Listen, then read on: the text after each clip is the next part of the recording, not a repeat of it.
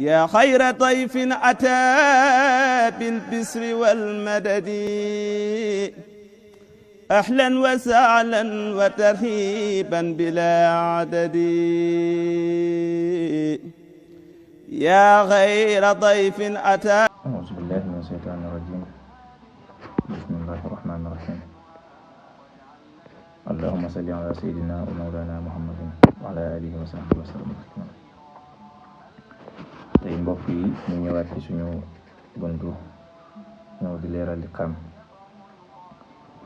nag dafa nduru lu gàtt lool te yomb lool waane te bëri ay sew-sew moo taxoon ñu bëggoon ci ñëwaat ane di fàttali rek suñu xadis bi Luqmaan di wax naan li takun kalimatuka tayyiba wa li yakun wajhuka basata takun ahabbu ila nnaasi liman yuxril manata.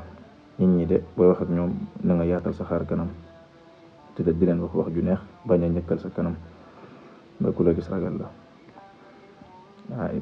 wax ju neex ji nga leen di wax dina dem ba xam ne ñi leen di jox seen alal sax yaa leen di gënal ndax wax ju neex ji nga leen di wax ak sa kanam gi nga yaatal. li xam nag li ci mat a bàyyi xel mooy masque yi ak sadda yi leer yooyu ñu seetluwaat ko bu baax.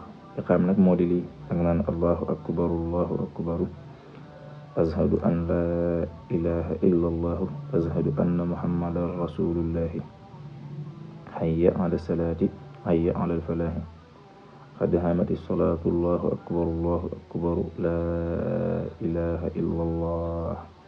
li xam nag li ci mat a bàyyi xel mooy masque yi daa war a ñëw sadda yi leer kon nag seetluwaat yi akbarul ak ashhadu al ak illal ak muhammadar ak rasulul ak xayya ak xalas ak xayya ak xalal ak xadd xamatis ak salaatul ak akbarul ñaareeli tamit amul àll. laa ilaha itam laa gi na nga ko xëcc bu baax a baax mooy laa ilaha. waaw allahu bu njëkk bi masque lonk la war na leer nañu ilallahu mujj bi nag masque néeg la kon ñu seetluwaat ko bu baax a baax. حفظت بلا ملل واكتبه مشروحا ببعض معاني راجع